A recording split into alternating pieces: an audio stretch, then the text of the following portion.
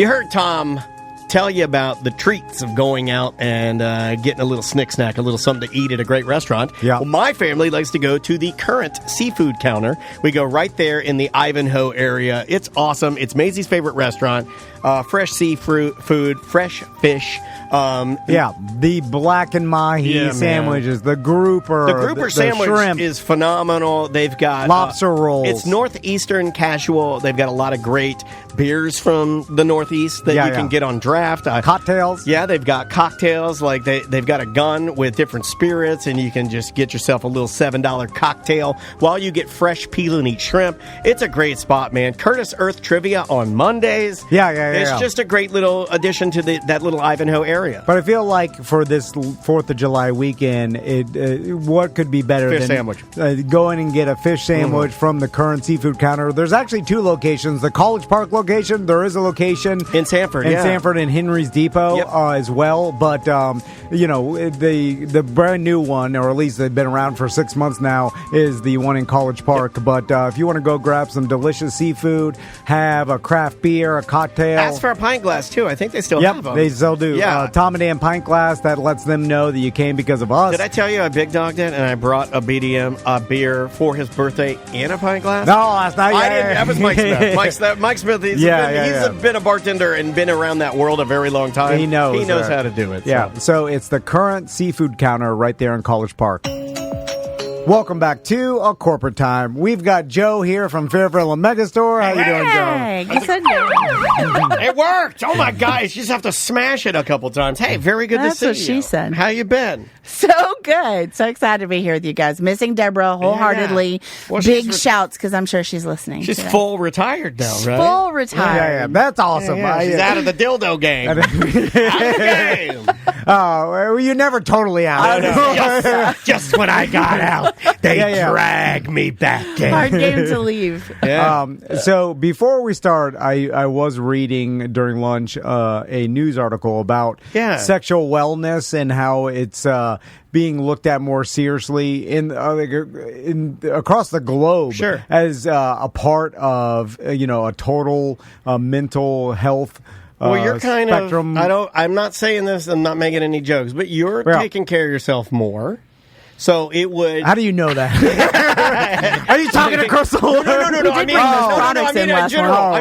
Like you're eating better, you're exercising daily. Not taking care of yourself more. That's not what I meant, but I understand what you meant. I thought she was complaining to you about all the time in the bathroom. I honestly did not even think of that. It's excited to be part of your healthcare plan. I might be blushing a little bit because I really was not. I was going in serious mode, and I very rarely do I go in serious mode. You need a safe word for that. We do. It is because it is hard. Like especially if you're. Now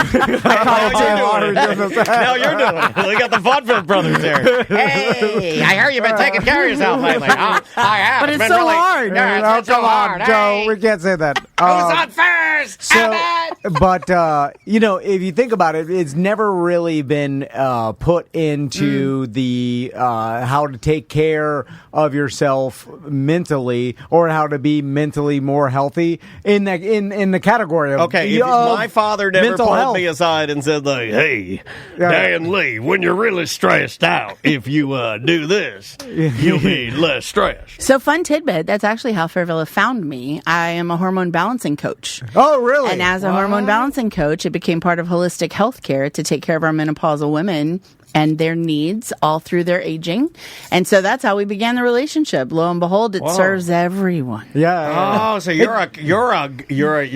coaching the dry ones, aren't you? Can I say that? Is that too far? We run both sides of the fence. But Okay, all right. Yeah. Remember those Flint mints? They help everyone. Yeah, Flint mints for everybody. Yeah. I found out? We do one show, the last show you were on with Deborah's final appearance. We do a review of Flint mints. And then I get nothing but emails from people I know, like Scott York. They love it. Scott York, member of a community and educator to children, is talking about, you got to get the wet mints for your mouth. Wet your mouth with the wet mint. You got to get a wet mint in there, really wet it up. And then I'm like, well, where the hell have I been? It's a whole thing. I rock a nice... I get the whip in the corner of my jaw, and I rock a traditional blue-collar whip mouth. We're keeping you up on oral trends here, gentlemen. I run a dry... I have chapped lips and whip in the corner from a working man's I'm mouth. taking notes for next month. A working man's mouth. And it's the only thing I have that's working, because if you look at my hands, they're as soft as a baby's ass. But I got to work. I got a blue-collar mouth. A blue-collar mouth. I run this thing sun up to sun down. I'm the Brooks and Dunn of lips.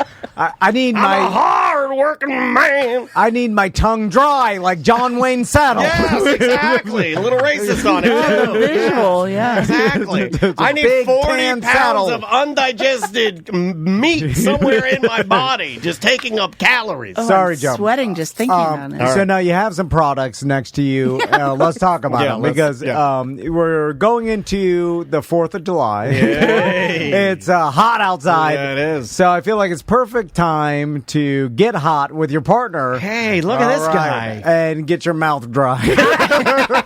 I'm not sure I can help with that. Wet down these mouths. Let's wet down these mouths. Okay. What do we got? So first of all, a wet mouth is really important to talk about, as is dryness and our hormone balancing. So we're here to address all things. Okay. But I love that you brought up the 4th of July, because that was what we were thinking as well. And we brought products specifically to increase the fireworks in the bedroom. I love it. So let's begin. Easy. Beginner, right? Little Pop Rocks. Who remembers Pop Rocks? I do remember Pop Okay. Rocks. Right? All right. Have you ever put other things in your mouth while you had a Pop Rock? Okay, I've heard about this. One time I put my dad's thumb in my mouth while I was eating Pop Rocks. And that's a whole The nother thing he show. made me do. He's like, get over here. I'm like, what? And he's like, are you eating Pop Rocks again? I'm like, yes, I am. And he's like, let me put my thumb in there. Come on. That's a weird story. Why would you disrespect your father's memory like that? I'm not disrespecting his memory. I obeyed him. No, if he heard He you was a say tyrant that. of a man. He dealt with a heavy thumb. No, why would he? If you knew you said that on the radio, Oh, he'd laugh his ass off. He's like, my son called me So gay. Did you hear? My son said my thumb was gay on the radio. And he'd be dancing in heaven. Is that what you want? Because he would be. So these are for when you're not playing with your dad, is my thought, all right. right? So they do come in a lot of really fun flavors, but these are super fun for summer. We have Is that still a thing? So the Pop Rocks Check thing? it. No, I don't want to open them up, but so it is still a thing that. Yeah. Hold on a second. Do you T, remember Logic Man's story? these are real. Like these are Correct. These are real, meaning that these are the flavors, the amount of Papalicious that it has. These Extra are made for Papalicious. sex. Yes. Okay, These are not the standard. We probably used to get in trouble if we call them Pop Rocks. These are Poppin' Rocks. No, yeah. You know what I'm saying? I feel like I said that, but so- my accent got in the way. I know. We just saw them and started screaming the actual Pop Rocks. You don't candy. need Big Rock coming after you. With, And actually, the Poppin' Rocks come in several different varieties, but these are a fan favorite among our team. This is actually Pineapple Express for all the fun folks. There's sexy strawberry. Yes. Does it make a Sparkling difference? grape, automatic apple, mango tango, Pineapple Express, and watermelon sugar. Is it something that, because there's novelties where it's like, oh, this is funny, this is, it's kind of a stunt. Yeah. Like you're doing it for just. I don't like artificial watermelon or mango. Yeah. But Just throwing that out there. So there would be different flavors for you. Right, so I'd probably be a strawberry Strawberry's guy. poppin'. Yeah, I love strawberry. Let's just say Crystal has the Poppin' Rocks, right? And then I think that's too spicy for her. Yeah, She's a Swede. She's like, she can't even get in the sun. That's gonna blow her panties off. I feel like No, this no, is not for her, exactly no, I'm this, saying for but I me. feel like this is exactly for someone like her, right? Oh, Because you want it on you. It's a super fun way to be able to introduce a little novelty while still increasing the sensation and having a good time. I feel like there'd be a would lot I of like, say- ow, my balls, ow. No, come on. or would you say, ooh, it's tingly, it's tingly. Yeah.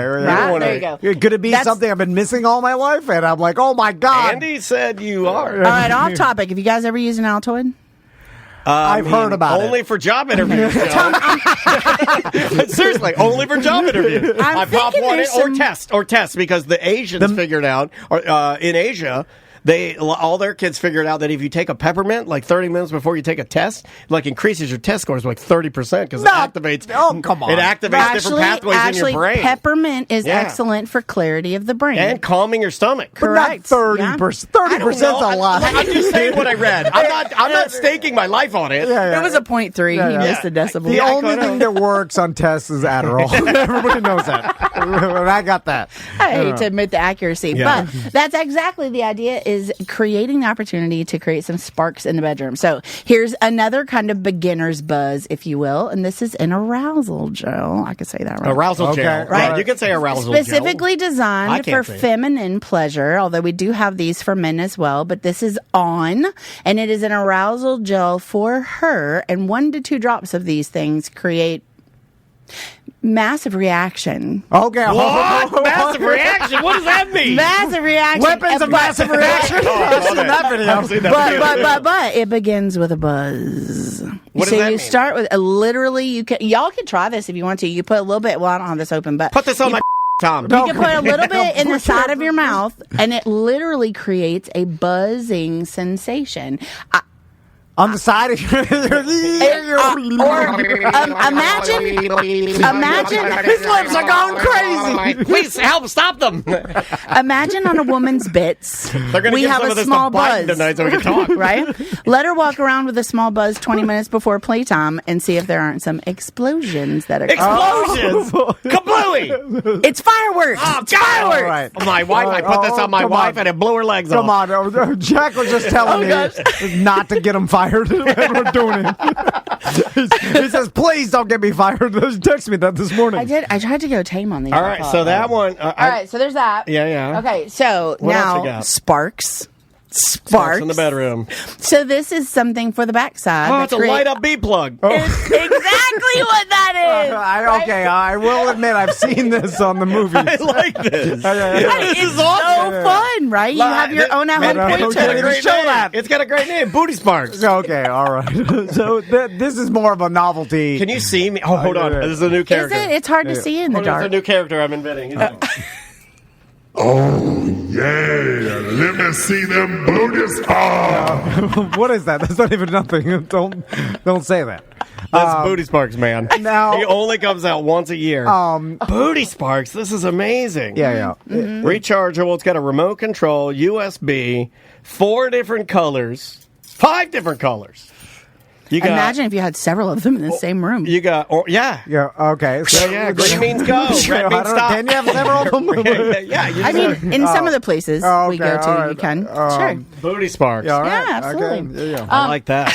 All right, so moving into a more traditional realm before we get uber freaky on Tom here. Okay. A couple things. Of course, we have candles, right? Candles are fabulous. They create a beautiful spark. They create great color. You can create designs and funness. But we want to make sure everyone recognizes that regular at-home candles are not safe for the body. So we do have the Make Me Melt sets available in several different colors, which are very fun to play with. A lot of people don't know that you're not typically supposed to just go get one of your Yankee candles and start whacking it around your body. You're not supposed to do that. They have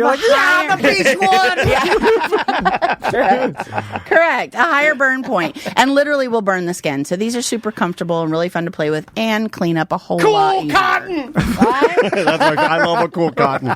Are you a cool cotton? You like cool cotton? Who doesn't like cool cotton? I just love and we're in cotton. Summer. Yeah. Anything that smells like fresh laundry, I'm in.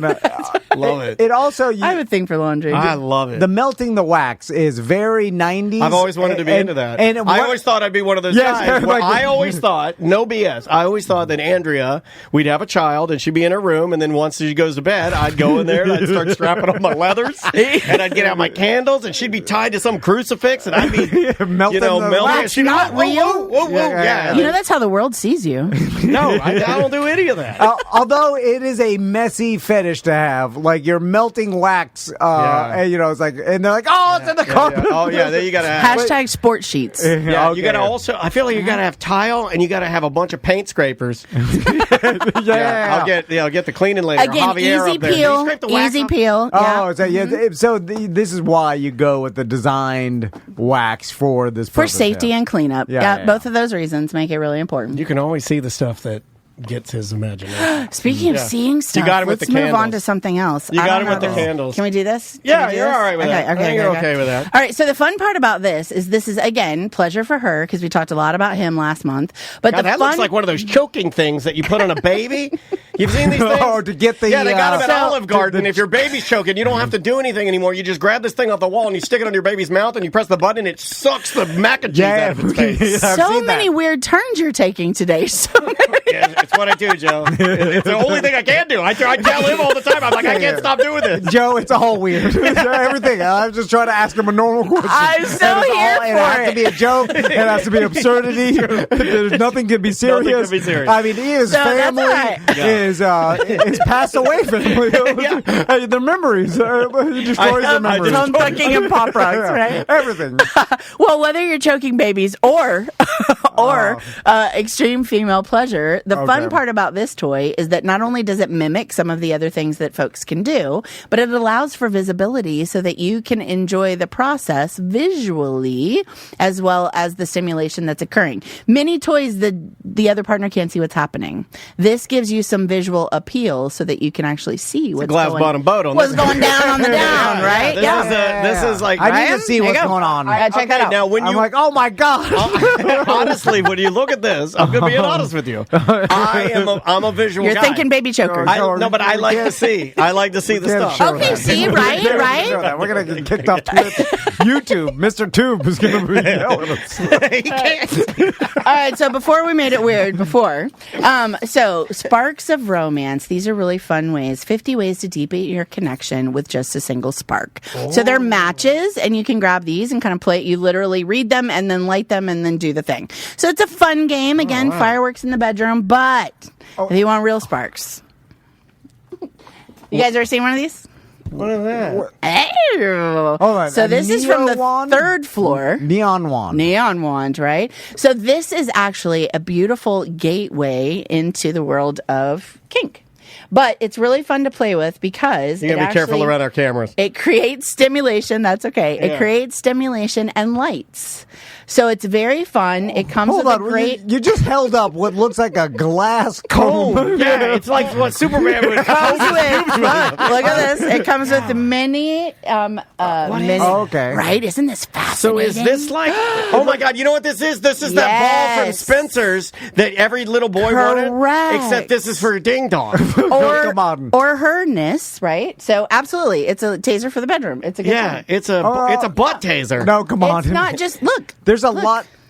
There. Yeah, see the electricity? Oh, it's the the thing from electricity Spencer's. comes out of there. Oh, Correct. It's the ball from Spencer's, Correct. except you sit on it. Well, you don't really sit on it, right? okay. Yeah, And so it's it a great. electrocutes you? There's it creates a You can't say sensation. that. You can't right? say that. It's like going to Yeah. a fireworks tent and saying you're not scaring the birds. Right, right. You can't say that. It's They like don't do going that into the anymore. head shop and saying, like, I'm here for the weed pipe. Yeah, you can't can't. say that. Yeah, This you is don't not do that. electroshock. It's stimulation. It's- Stimulation, create electric stimulation. It and super- tantalizes. it does, and it's visual. So the sparks in the bedroom. Oh my God, So sparks from that coming literally- straight down to the. But here's the fun part. Let me make this clear. It is actually very safe when, again, purchased in our location. Sure, yeah. Played with consideration in adults, comes with great instruction, and is a beautiful gateway to experience sensation play without getting all that weird stuff that Dan likes to do. That's true. So, right?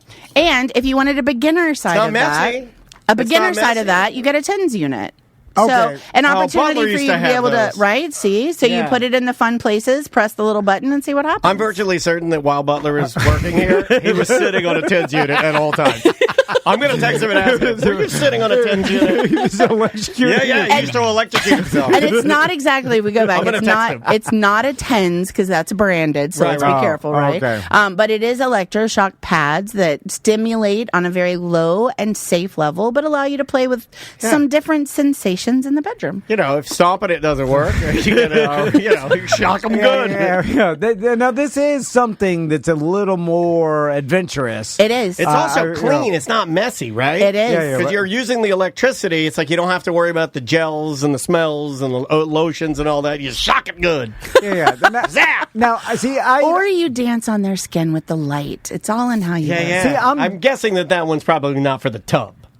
I would not use that in the tub. No. Electricity. Yeah, I know, but I'm just saying. I'm glad we brought that to the They'll surface. get there. Although the candles, the wax, would be beautiful for some tub play. Okay, okay, let's talk about this, Daniel. I want to have a man-to-man with you. Are you going to act like Joe's not here? Yeah, no, Is that what you want me to block her out? I just because Joe's explaining all these things, but I imagine that like if I purchased the neon wand, right? You want it so bad, don't you? And then I have. Can you imagine you riding shirtless on your one wheel, holding that neon wand, just riding down your street, shocking, and all the wives of the neighborhood are looking out there. They're like, "That's a real man riding down your street, just shocking the sky." So I don't know. I'm dying for comments. Crystal will be like for instance, if you asked Andrea, she would try it. She's a gamer. She's a gamer. She would be like, "All right, she wouldn't be like, "All right."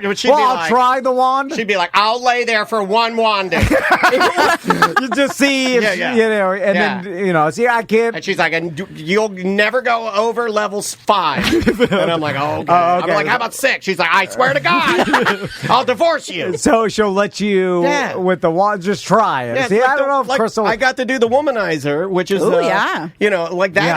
that's a device that normally my wife, and this is how I learned. And she was like, "Yeah, let's try it." And we tried it. And she's like, "Ooh la la." Nice. See, which is what that is. It's a great beginner's tool to play with sensitivity. There you go. See, I don't want to turn this into a gripes here, but there's a lot. It's not gripes. It's observation. In my observation, I'll make an observation. Yeah. Okay, in my life, there's a lot of waiting around till the right time, right? Right. So I don't know if anybody else out there is like this, but there's a lot of like, oh no, it's just before, or during, or just after. Why wait when you can strike like lightning? Or I don't. It's the week before. I don't feel like it. It's too much after, and then when the right time comes, call your wife. Call your wife. And put your foot down and say, "I'm bringing home a lightning rod. And you're going to sit on it." That's what we're doing. I'm just saying, when the right time comes, then I'm so excited. Oh my God, ride the lightning! That I just go for. Stop! I'm writing all these down. I just go for traditional, just to get it in. Yeah. Well, it's called, make it happen. Oh, I don't even get traditional now. Now I just get like we're both laying there, and if they happen to line up, that's what we get. There's a saying: "Get while the getting's good." That's I follow my life like that. Or I follow my. So how's the getting right now? Well, no, is it bad? Well, is it getting bad? Well, it's just I have to wait until it's get while it's good, and it's only a small time. Well, where are we at on the window now? Nah, I forgot. Do you ever plan for the getting? Well, no, you can't plan because I have to put too much pressure. And she's like, "You're too much pressuring me." And then as I'm just going to wait. Are you standing behind her every step of her? No, I'm not romantic. I just stand there, and then I'm like, "Is it now?" It is kind of like waiting. I'm just sitting there awake, and I'm like, "Is it now?" Please. And she's like, "You're pushing me." Close the door. And notice she closes the bathroom door. She locks it loud. Oh, you know what you are? You're the kid that wants to go to Rose's to spend his $7 to buy a G.I. Joe. Because I was this kid, and you won't shut up to your mom about it, and you just. Well, I'm just waiting in the car. But you'll wait there all day. Yeah, I'm not saying anything. I'm just waiting in the car. She's like, "You're pushing me. Waiting in the car. I'll get to it while when I want." What she really wants is for you to forget about it. Yeah. She wants me not to keep pressuring. Right. And you keep have asking. to forget about it. He's like, it's an illusion. She's like, you have to make me feel loved. So I want. It's impossible. I think it's an impossible task. When was the last time you bought her a piece of lingerie? Yeah, there's lots of things like that. See, Joe. my wife flowers. won't wear that. My wife wears an old brown T-shirt. Yeah. I'm like, come on, man. I have to remind. She buys these flowers at Aldi because she says they're $5. All of the ladies go crazy on the Aldi flowers. Yeah, and then she puts them on the piano we never use. Like a dead person. And every time I see him, I'm like, because she tells me, she's like, wait, she's bringing flowers for herself to remind you that you forget to bring flowers? Yes, yeah. That is so and then she's like, maybe if you bought me some new flowers, this wouldn't happen. And then I wouldn't have to buy my own flowers for the... So then I'm like, oh, they're about to die. Like, I should remind myself to buy these Aldi flowers. But then, things get in my way. Well, they don't really business, matter. Joe. I have to run a business here. Yeah, there's a lot going on there's here. Clients to talk to that I'm looking at fantasy football. That's ramping up. Yeah, can I just tell you can actually call your local Fairvilla store and let them know that you need to drive by and pick up something other than flowers, and a personal concierge will have it picked up for you, sitting at the register. What kind of lingerie would you get your wife? What would you do? Just saying. What are you going to get? I like it when... I like when everything's out. I like everything with holes. Where it's like, you might as well not even be wearing it. I like it where you're wearing a three-piece suit, but everything I want to get at is hanging straight out. Well, our new summer stuff. Legs on. I like fedora. I like a Michael Jackson. What was that? Annie, are you okay? Annie, are you okay? Are you okay? Smooth criminal. Okay, thank you, Joe. I want a smooth criminal outfit. I'm full. I'm fine with full baghead. I don't care. I'm joking. I'm sorry, Joe. No, you have nothing to apologize for. All of this is real. Here's the good news. Okay. This is a great segue into people who want to be sexy and plan a little something. So our summer party is coming up on July 25th. You know, you can go to the website for all the fun stuff. But we're celebrating the flavors of Florida, and here are some great little panty sets that actually come with matching flavored lube. We have them in a traditional hipster. We have the cheeky one, and my favorite, crotchless with peaches. That's what we're talking about. Crotchless with peaches. So you throw this in her lunchbox with a little love note, and maybe it's titillizing enough to set you on fire. My wife has never worn crotchless panties. I know that. Well, it was my first. Has your wife ever worn crotchless panties? I'm not going to talk about my business. Now he says. I don't talk about those things. A man never kisses and tells. I'll be watching the debate tonight. I'll talk about politics only. What would you like to talk about? Wife. Talk about funding to Ukraine. There's multiple Fairvilla locations. You can go to fairvilla.com. Follow them on social because Fairvilla is always doing parties, and the Fairvilla parties Constant are awesome. Education, parties, get-togethers, swing-throughs, all that. releasing new products. They always have something going on. I'm sure there's festivals going on because that's the season. I don't think festivals are stopping. And 4th of July parties all over the place this weekend. And if you're looking for creative and fun things that you know, and I know you can't get anywhere else, you owe it to yourself to go to the mega store and check it out because they have some really, truly unique stuff that's not just sexual wellness. A lot of it is stuff that you will not find anywhere else. Pleasure, fun, and fantasy. There you go. In Orlando, I drive over on the coast, Cape Canaveral, in Apopka, in Sanford, in Key West. East Palaco. In Kissimmee's Secret Hideaway. Yep. So lots of locations, fairvilla.com. Thanks, Joe. We appreciate it. Thank you, guys. We will be right back. Welcome back to A Corporate Time. Our buddy Shane from Gabriel Plants are here. How you doing, Shane? Hey, doing great. Thanks for having me. Good to see you, dude. How you been? Good. Been really good. So, how is the plant business? I know that there's plants have exploded in popularity, and if you get into we've got a BDM page called Growers and Showers. Oh yeah, it's all dedicated to plants. Very active page. And then the subculture of plant people is gigantic, and they can't get enough of it. Yeah, well, I think I'm part of that culture. You are part of that culture. I don't know why. My wife has become part of that culture, namely because of Gabriella. And using just starting from scratch. Andrea, my wife, would start with a couple of little plants here and there, and now our entire kitchen, I think we have maybe... It's addicting. Once you're in it, you can't get out. I think we have 22 plants in the kitchen now, and we started with 4 from you, and now it's too many. Shane, let me ask you this, and I don't know if you ever thought about this, if you ever partake in marijuana. Oh, here we go. I don't know if you're a marijuana guy, but I am, so it causes me to think crazy, overthought, overthinking everything. But I get deep into analyzing what the hell... why is this certain thing, or why do I act this way? And I started getting deep into analyzing why do I act like plants. What'd you come up with? So I came up with that I like them because they represent an amount of work it took to get them somewhere. Okay. So, for instance, it takes work to feed them, water them, get them the right amount of sunlight. It's like discipline. It's probably why you like running. I'm serious. Yeah. It's probably why you like that. It's it takes an amount of discipline to do it. And then when I see them flourishing and growing bigger and stuff, and sometimes you can get a plant or a really nice showpiece. And then it's when I walk by it, it gives me a sense of accomplishment. Okay. Because Which is the closest you can get to joy. Yeah. Okay, yeah. All right. And then I'm like, oh, yeah. He never gets to joy. He only gets to accomplishment. I grew this plant. I took care of it. I made sure it got the right.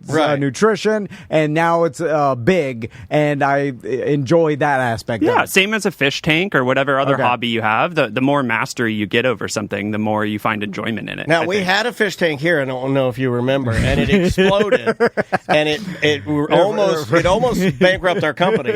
We had to have this place professionally cleaned. My daughter was kicking fish poo everywhere. She's doing cartwheels over here. The two guys from Serve Pro were yelling at her. It was a mess. Plants don't do that. I don't think you leave and go away for the weekend and you come back and your plants have taken over your house and destroyed everything. No, they'll just die. I'm going with plants. I'm going to side with plants on this one. Plants better than fish. Easier to throw away, too. Yeah. But don't flush your plants down the toilet.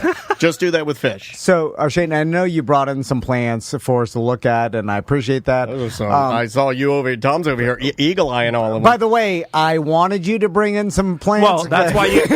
Because, see, he sent me a photo last night, like, look at all the great plants that... I love manipulation. Manipulated. And it's so easy. I guarantee you, if I didn't text Tom, I wouldn't be here today, because he would have forgotten too. So, that is true. He never forgets free plants. But the photo only happened after I asked if we were still on for 11. Yeah. I wanted to remind you. I'm like, we are still on. Luckily, you text me because I did forget. You should bring me. And here's a picture of all the other plants you've brought, so you better show up. Because if you don't show up with plants, I'm going to be like, I'm not going to say anything. I'm like, who are you?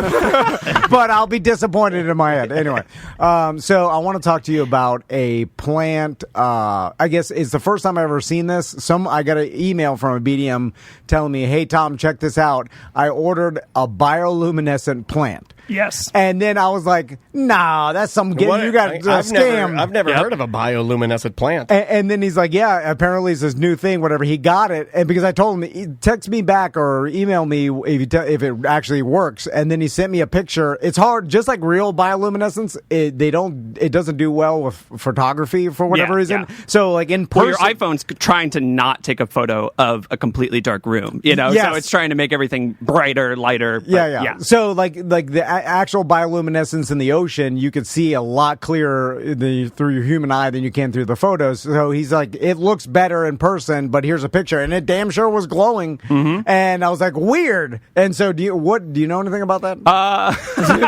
What is that? What's up with them glowing plants?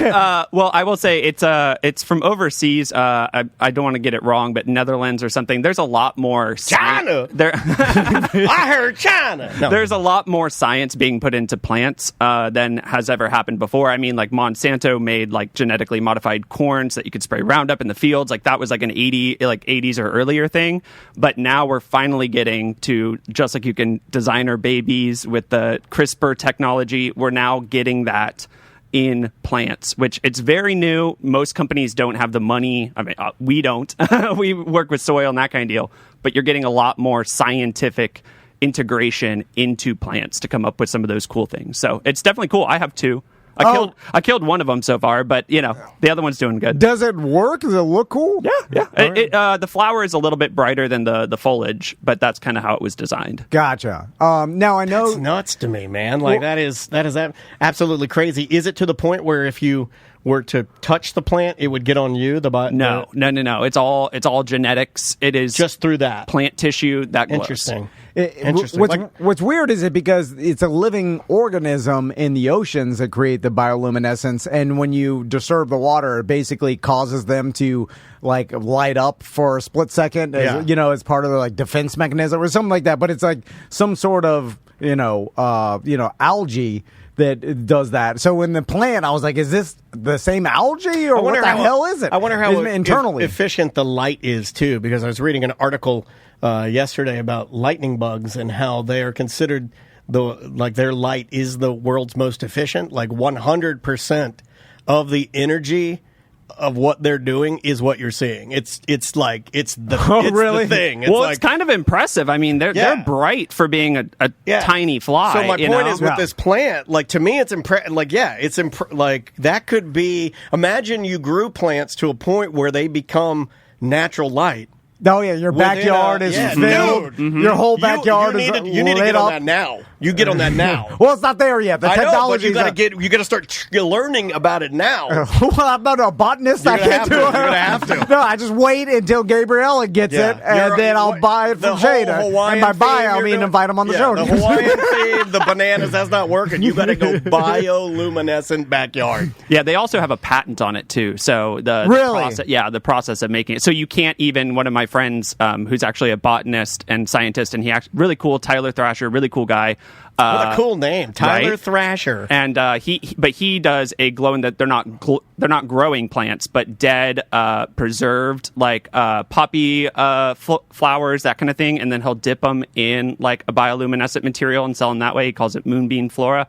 Anyways, he reached out to me and was like, "Hey, what exactly are the legalities?" Like, I'm a lawyer, but like, what are the legalities of, can I take this and like breed it with another, because it's a petunia, can I breed it with another petunia? And if I get a different color bioluminescent, but the way that patent law works, you can't directly replicate the plant itself, and you can't use it in a breeding environment. So that's when you get into that big business, and then you got big plant bioluminescent coming to get you. Right? Exactly. Yeah, that would be bad. What's weird is it's a living organism, so to patent some living organism is bizarre, kind of. You know, it's like not some invention. Do they do it with dogs? Oh, it's all over the place. Do they do it with like animals? No, I don't think they do it with breeds of dogs. Do they do it with cattle? Can't patent. How about cattle? Is there a specific type of?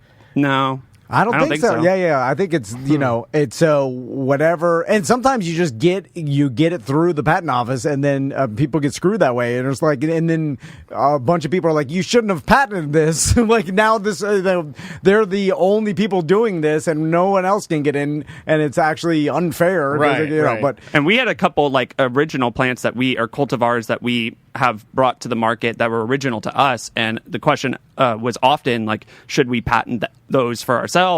And my answer to everyone who's ever asked is, a patent is just a license to sue. So unless you actually want to go hire lawyers and sue everybody, which the big Fortune 500 companies can, not what I want to do with my Monday. So. Yeah, that's what every lawyer told us about making. They patented anything Tom with and our name, our mediocre time, or anything. And they're like, "Oh, you got to get that." I remember other people that are not familiar with like business would tell us, "Oh, you got to patent this." Yeah. Start with this. And then this. A lawyer's like, "Do you want to just sue people all the time?" You're just wasting money. Yeah. And then we're like, "No," and they're like, "Don't patent nothing." It's like, because all it is for the inevitable lawsuits that you're going to have to file, and it's just a bunch of money. So do you want to do that? So speaking of like genetically modifying plants, I know we've talked about this before, because you have some unique plants that are one-offs, because they're like variegated, and that's something your dad, was it your dad? I forgot. Your dad did this, and then so there's explain that in layman's terms. I'll let Shane do it. I could do it, but I'll defer to Shane. Okay. Yeah, there's some original cultivars. Rio being the one that we love the most, Philodendron Rio. It's a sport, or basically a mutation of Philodendron Brazil or Hederaceum Brazil. That dad basically saw one single strand and was like, man, this is kind of cool. This looks totally different. It has kind of a silvery color instead of the like green on lime green. And he was like, well, let's see what happens if I trim it, propagate it. Does it hold? And then sure enough, it did. And then, generation after generation of chopping and propping, as you've been doing too. Yeah. And we were able to bring a couple of those to market. The other cool thing that we've been doing since we last spoke is really investing in the breeding program that we have. So actually taking two different plants. I wish I could have brought them in, but they're way too big, especially like anthuriums like this one. Oh, he's getting and there you go. Yeah, this is actually an anthurium that we created by taking two different anthuriums. One has like a notch in the top, and the Forgetii parent doesn't.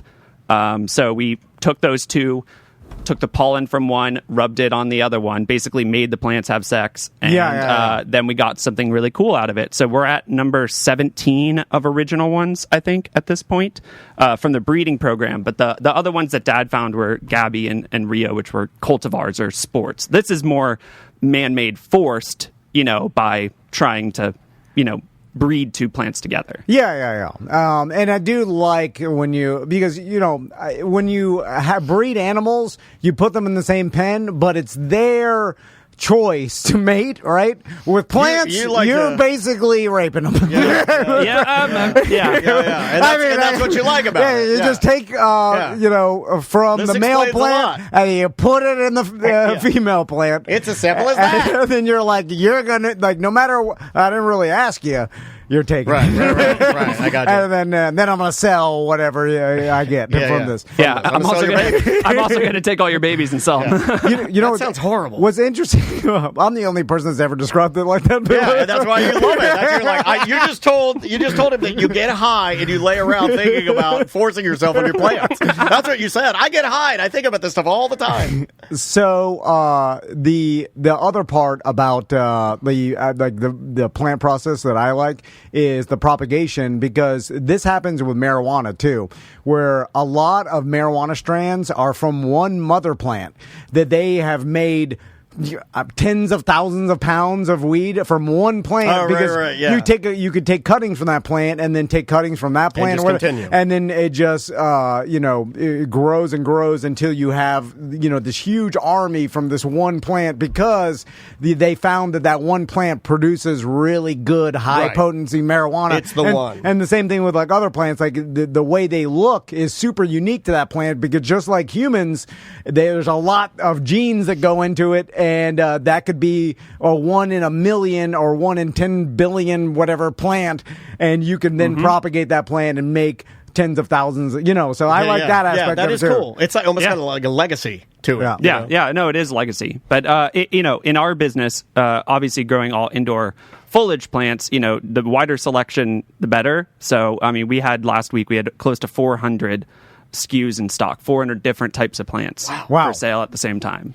And so let's talk about the business. I know the store. When did that open, by the way? Was that a couple of years ago? It was Mother's Day 2021, I want to say. And I know every year you do like a big free plant giveaway, and there's tons of people to show up. And oh my God, I have listeners that will write me like, "When is that?" I'm like, you got to look it up, man. I don't know. Reach out to them. Well, okay. But before we talk about the store, another plant thing that I noticed is the people that are really into plants, and this is like you start collecting plants, and then all of a sudden you hit a threshold of your family can't take it anymore. We can't take it anymore. And because there's too many. Yeah. And then we just move some around. But it's like there's too many to take care, and then I feel I want to keep taking them, if that makes sense. Yeah. So then we start. I don't turn them down. Yeah. Yeah. But we start like giving them away as gifts and stuff. But then you get into propagating your plants, and then you get more plants, and then just like with people that have fruit trees, nobody wants around like all your friends and family. Like, oh God, he's going to give me another plant. Yeah. Which they say they always like it, but I do feel like, am I forcing these plants onto people? You are. That's fine. It's fine though. The first crop of oranges for the year is great. Yeah. The third week in a row when you come in on Monday and say, "Hey, I got more oranges for you." That's a whole bucket. A bucket. Just take one, please. So, just in the plant business, have you seen that? Like, with Crocs, there was a big thing in business with like they made Crocs too well, so they lasted too long. They last forever. And so that was a negative to the corporation that they realized, and I don't know how you fix that. They wouldn't admit we made them S-ier now, so people have to buy new ones. I read an article on that, and what they did is they tried to make the price point. They tried to lower the price point a little bit. There was a time when they were just a little bit more expensive, but they tried to lower the price point so people will buy more of them. Okay, because now they're in different variations. Yeah, like one every color, every outfit. It's more of an accessory now. So that's what they tried to do to remedy it. So, Shane, because I know you're a businessman, when you look around and then like, all right, there's a lot of people that are passionate about plants, but there is a problem when they get too many plants and then they slow down their buying because their husband or their wife is like, you've got too many plants, you got to get rid of it. You need the turn it and burn it guy that can, So then how do you get that in the plant world where all your customers have already collected dozens of different plants and then filled their house a stall or a slow down with people? You do see it a little bit over time, but the cool thing is with plants, there's just so many different kinds. I mean, like we're talking about house plants right now, but I think one of the things in like a macro sense, because it's all the same disease, you're still addicted to everything that you started the show talking about, right?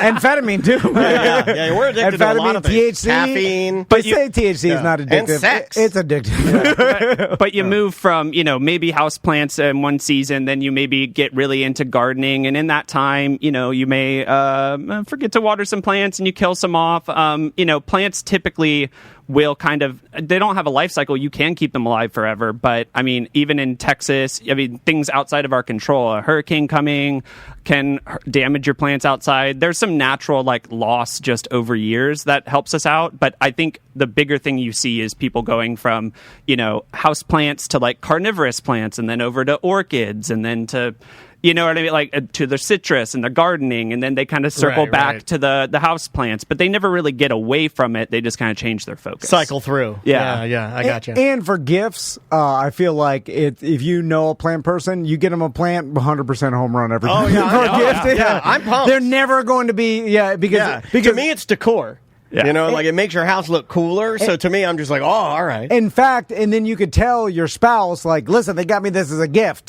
So then it gets you out of them yelling at you, you bought another plant. Yeah. Oh, the number of times a customer's like, hey, can you just take the prices off the packing slip so it looks like it just came in. That's hilarious. That's funny. So Shane, what's going to happen with the store? Well, we're not sure of the store future, but what we are really excited for is this year we brought back what we were doing before the store ever existed in 2019. We called it Second Saturday. Super original. Happens every second Saturday of the month, but it's at the greenhouses. So we have over an acre of greenhouses. Whoa. We had last time about 1,500 different plants for people to walk through and shop from, and we offer hourly tours of the greenhouse, show you everything we're working on, tell you some of the story. It's a really cool experience. If people want to check that out, GP for Gabriella Plants, gpsecondsaturday.com. There's a Facebook event they can get involved with. Awesome. Okay, cool. gpsecondsaturday.com. And of course, you can shop online at gabriellaplants.com. I think a lot of our chat room's already on there. It's a nice thing to be able to listen to you and just shop for plants. I've been to the greenhouse. It's dope, really cool to see. And we got to do an event for some Tom and Dan out there. Do a special night or something. That'd be awesome. I know. A plant night would be cool. I'd love to wander through there and just learn. I'll let Tom lead the tours. Yeah. You can given he knows everything. Bunch of misinformation. Here's my plant tip of the day, and this got me. It's way easier. Just buy as much plant food as you possibly can from Amazon, and just feed them crazy, because then your plants they'll flourish. Yeah, they'll thrive with just plant. I didn't realize how important it was just to feed them at all times, and then I was like, "Man, there's no overfeeding. You just feed the hell out of them. You're wasting money. It's throwing money at it, but they'll live. Do they look good? Oh, they look great. I just feed the hell out of all of them. So much money, but I'm buying hundreds of dollars a month in plant food that I'm hiding from Crystal. But and then I'm sprinkling it everywhere, putting it in liquid plant food or the sprinkles and the whole thing. Food. Got his plants on the juice. I like it. Get them going, man. Oh, Shane, thanks so much. Yeah, dude. Always a good time to see you, man. And thanks for being here. Till next time. Yep. Yes, sir. We will see you tomorrow.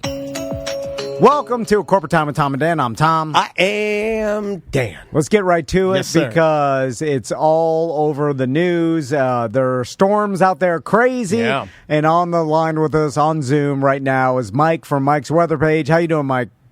Doing great, guys. Glad another season with you. Yeah, man. Awesome. Thank you always for giving us some time. And is this? Am I correct in saying this is the fastest storm to a Category 4 or 5 that we've had this early in the season? Oh yeah, it's breaking all records. It's strongest hurricane for July. It's only July 2nd, so all the storms that we've had in July, this is the strongest. It was a Category 5 overnight. I mean, that's rare. Usually these things don't maintain that intensity. So yeah, it's crazy. I mean, it's just so many folks I've been talking to that vacationed in the Caribbean didn't even look at the weather, because they go every year this time of the year. There's never a Cat 5 hurricane there, so very rare.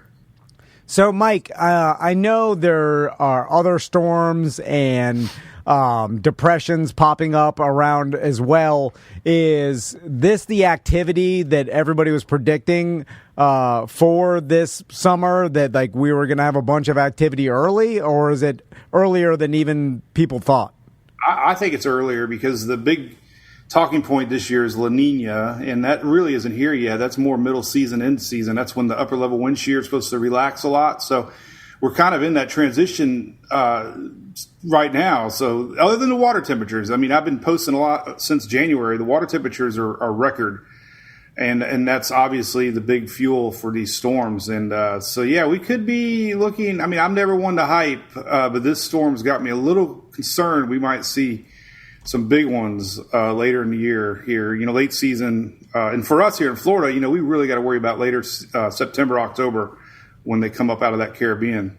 So, I was going to ask you about that because I feel like from watching storms for my whole life, right? Especially with the new technology, and you see the storm from when it starts, and you see the tracks, and everybody's got a hold of all the information. In the past 20 years, we have phones, we could track them a lot easier. We're constantly connected, our watches, text messages. Yeah. But we see the storms come off the coast of Africa, and it we'll see the ones going low, and I'm only talking about us here in Florida, even though these storms are hitting the islands, and I think this one is going to eventually hit the Yucatan Peninsula, right? Yeah, well, we were on a couple weeks ago, and this is definitely we kind of joked about the rains in Africa or with Toto, right?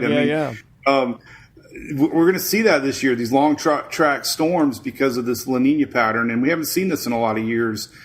We haven't seen this since really Irma was the really last true long track storm for us in Florida. So it's a sign of what we, might be looking at, and it's just crazy. I mean, they were comparing this year to 2005, 2020. Those were very active years. Yeah.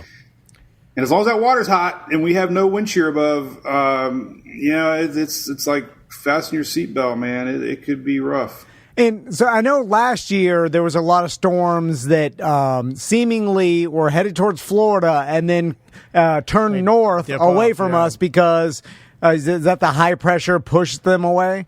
Yeah, totally. Well, when we had that El Nino last year, we have a lot of storms in the middle Atlantic. And the years that we have this La Nina coming up, I knew that Spanish was going to pay off, by the way, going to school. I just can't curl my tongue.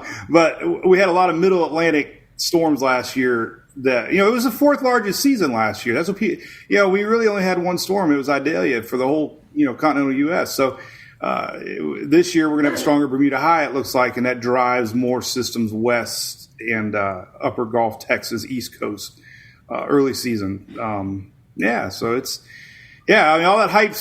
Who would have thought we'd be looking at a major 165-mile-an-hour buzzsaw and hurricane? That's just unbelievable. I saw something yesterday, though. I had gotten home from here, T. It was right after I left you, and I got home. I let the dog out, and I put the news on. Yeah.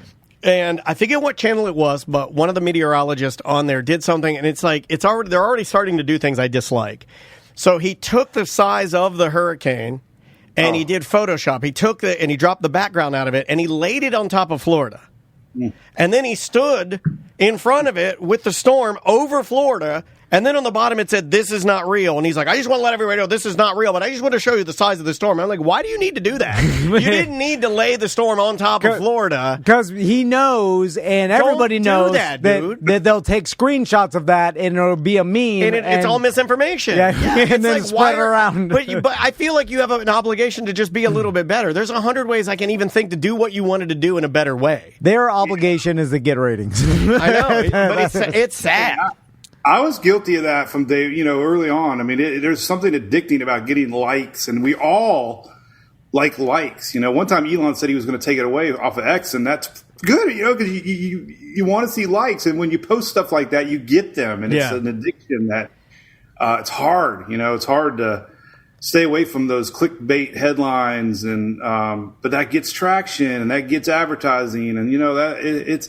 So my thing anymore is establishing trust, and I had a big meteorology summit with the state of Florida and, talking to other Mets. And I think once people establish trust with whoever, they tend to lean on them in times like this and hopefully turn there, when they need real information. And that's the best thing, and keep consistent messaging. That's the thing people want.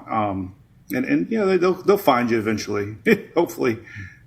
So, Mike, let's talk about you storm chasing. So you're going to drive over to where the storm's going to hit? Oh. No, I did. I had a 5 a.m. post. Most of the time, people think I drunk post, which I do a lot.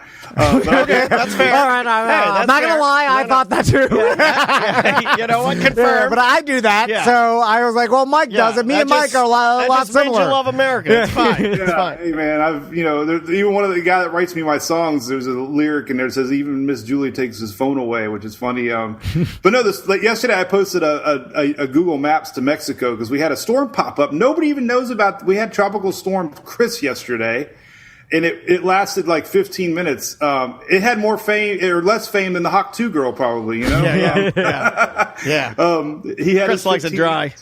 So I said I was driving to Mexico to track this thing. I had 1,000 comments, 100 texts, people saying, "Don't go to Mexico," and I'm like, "Come on." The joke was Chris is going to be here and gone, and it's going to take me a day and a half to get there. You know. So, but yeah, I do storm chase now. In the U.S., I'm not going to Mexico. I like how you got me on it. Yeah, you got Tom. I saw it. I was like, oh, he's driving to Mexico. But you know, but you gave him the payoff, which is fair. But that goes to show you that no one's reading or even paying attention to the details of anything nowadays. You just see something, jump to a conclusion, and then live your life that way. Yeah. You see, the Hawk Tucker is a teacher. I see it. People like pictures, and they don't read the context. And, I'm probably just as guilty as anybody. I can't judge. But there, go back to your Florida State analogy there. We got to be really careful, because, man, anxiety is real with hurricanes and stuff. So you got to be really careful. Some people, I put a post out today about trends on your friends, and somebody got offended because they're like, "It's no friend to me if it hits me." And I'm like, well, yeah, when you say things like environment's favorable, people come back and say, "What are you cheering for the storm?" So I'm very cautious anymore in any words I use because you don't want to, offend somebody. Yeah, well, people can be sensitive to, anything you say. Yeah. And it's not like your show. You guys don't care, right? You just do it. No, we deal with it sometimes, too. I think everybody does. You want to try to be compassionate, but at the same time be edgy or funny or whatever. But also, Mike, we also, they want the likes and the interaction and their comments, too. So it goes both ways. So then when someone leaves a comment, a negative comment will get more reaction than a positive comment or a zero, or just like indifferent. So people just lean towards negative because they want the likes and the interaction on their comment. Just disrupt and get the like. Disrupt, get the like. So in our social media transactions, the comments are going to skew towards negativity because it gets more response. Chat room's funny. Baby Bull says, "Excuse me, did you just assume my wind speed?" That's funny. That's pretty damn funny. Oh my God! But hey, we'll figure it out. I have so much fun on social media now. The TikToks and it's just crazy. And you got your truck, you got your vehicle now, your Stormmobile. Oh yeah, I'm ready. I got Starlink mounted in this bad boy. Hell yeah.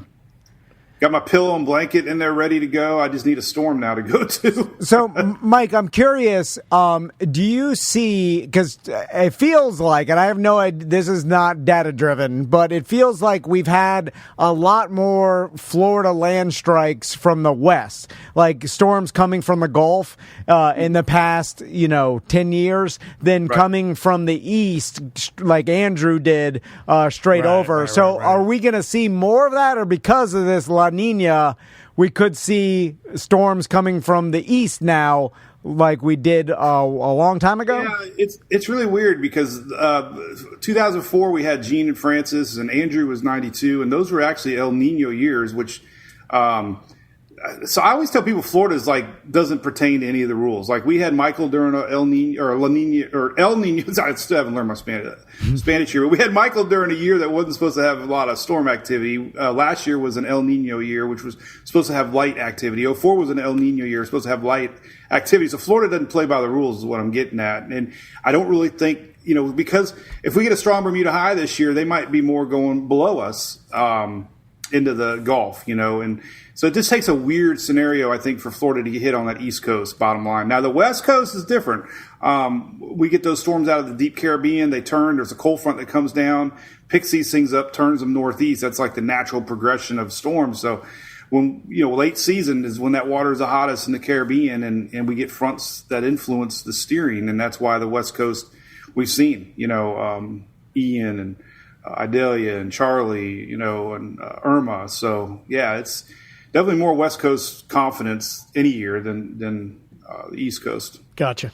And Mike, I guess final question. I know we've asked you about this before, but do you see more and more social media storm chasers / meteorologists, people interested in meteorology and doing social media more and more each year? And do they reach out to you because I feel like you're like an OG now. Who else is bigger than you or as big in this, market? Yeah, who's your arch enemy? I've became friends with my enemies, so that's a good thing. Nice. But your point, guys, is so I see this with tornado coverage. I'll flip through my TikTok at night, and because it's figured me out, all these people are online doing live updates with storms. And it is crazy. I saw it yesterday with this radar down in Barbados. There are so many people now online doing weather that it's a little worrisome, because some are hyper, some are not. I'm no different than they are, but the people that are clinging to this drama-driven, impact posts, it's crazy. Like, I don't know if you saw that anomaly down there in Antarctica with a wave that was like 85-foot waves. It was everywhere. People were believing that we were going to get an 85-foot wave, and had millions of posts or likes and comments. So there are a lot more people doing this because of the technology is out there that people can go live at any given time, and it's going to be tough, because people cling to I think they cling more to the worst case scenarios, and you can only cry wolf so many times, where people hopefully lose trust in that particular person. Right. There are a lot. I mean, I'm telling you, I've never seen more people going live talking weather than I ever have. It makes sense only because of it's the time that we live in, but you don't think about them doing big numbers or, people clinging to it as much as you're saying. But you could also go to where these storms are hitting, and the footage you take through your smartphone could go viral, because you could get, so that tells me that people will be attracted to go to places. It's like storms are hitting just to get social media video. It's like people filming while there's a fight going on and not trying to break it up. Or not trying to save the person. Which I tell you what happened with Idalia. I turned the corner. There was a Winn-Dixie in Perry, Florida. I swear I'm not exaggerating. There was probably 50 storm chasers in that parking lot. I went from a road with nobody on it. I looked over, and they all have their lights and their radars, and they came from all over the country, And now we got this Twisters movie coming out next month, and it's going to put storm chasing on the map. So there's going to be a lot of people lined up out there, and it's going to be a problem. Are you renting a theater and taking 100 of your greatest drunk donkeys and doing a private showing with a Q&A ahead of time? It'd be kind of fun. I get my local theater sponsored me. They should, and then you tell them what's right. You tell them what's wrong. Oh yeah, you have an after discussion about what, and we'll get a real donkey for people to take photos with afterwards. I'm really good at this stuff. Yeah, Tom and I've been doing this so long. You know what? I might just reach out and email my local AMC. Yeah, they should do that for you, Mike. Oh, do you remember the Russian parasailing donkey? Yes, that one was real. That's before they started photoshopping them. So we get a real drunk donkey with a parasail and then release it into a storm. Into a storm. Yes. Like the little balls from the original Twister. Yeah, except it's a donkey. And then we're like, oh, look at it go. No. Donkeys. I could get a riding donkey where I can ride in. Yeah, a pair of mini donkeys and wear them like shoes. You could stand on each one like you're a Dolly Stampede. Yeah, So it's my DD. Not only is he drunk donkey, he's my designated donkey driver. I like that. I like that. Now you're thinking. So, Mike, I'm curious, like, with your storm vehicle, like, what category storm would you be afraid, like, besides from, flooding and, the tide, is there anything else that you'd be afraid to sit there and ride a storm out in your truck? Like, I guess besides debris hitting the windshield and stuff, right? I'm pretty stupid, actually. I look back at some of my videos and seeing trees going down, and I'd drive into anything, to tell you the truth. I mean, the surge, forget about it. I am not going to get swept away in floodwaters. That's what's scary. We had surge with Idalia. It had 15, 20-foot water around Cedar Key and Steinhatchee. So I was driving those roads and had to make that decision. Like, I got to get off the coast. So, wind, I'm not worried about a wind. As long as I'm secured enough that the wind's coming, the right direction and I'm not head on into it. I'm game, man.